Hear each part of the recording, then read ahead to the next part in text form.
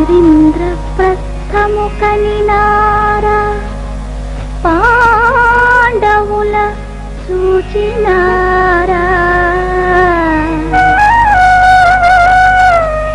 సుఖులై వారందరూ ఒక చోనున్నారా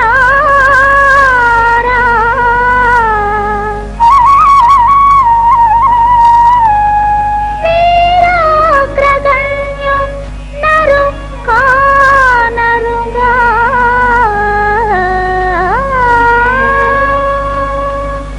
కానకే మా తీర్థయాత్రలో పార్థుని కలుసుకున్నాం. నిజంగానా? ఎక్కడ చూశారు స్వామి? కోమలి ఈ గతిన్ మది దిగుల్పడి పల్కెదవేలాగా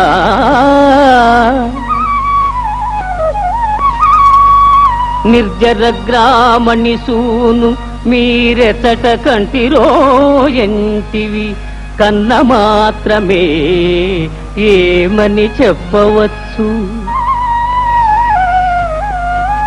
ఒక ఇంచుక భేదము లేక ఆయనే మేమై ఉన్నవారము సుమీ వికటాంబుజ పత్రలోచన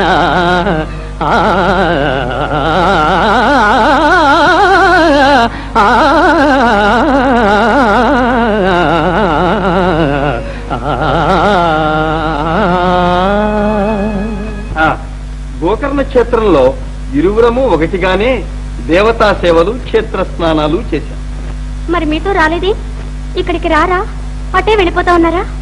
ఆవేదనతో తరచి తరచి వివరాలు అడుగుతున్నాం. ఆయన మీద నీకెందుకీ అభిమానం? ఆయనకు నీకు గల సంబంధం సన్నిహిత బంధమే స్వామి. ఎగుభుజంబులవాడు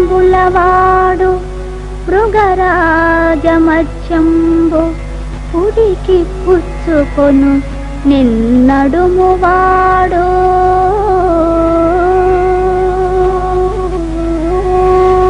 నెరివెండ్రు కలవాడు నీలంపు నికరంబు మెరుగు సామన సాయ మేనివాడు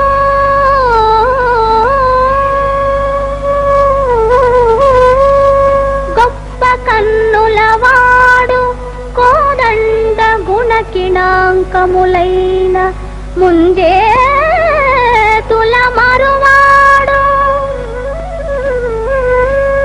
బవిరి గడ్డము వాడు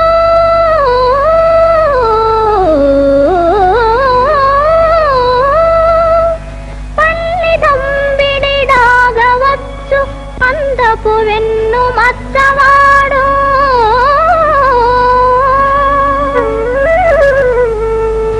గరగరని వాడు నవ్వు మొగంబువాడు చూడగలవాడు మేలైన సొబగువాడు వావి మేనత్త కొడుకు కావలయు నాకు అర్జునుండు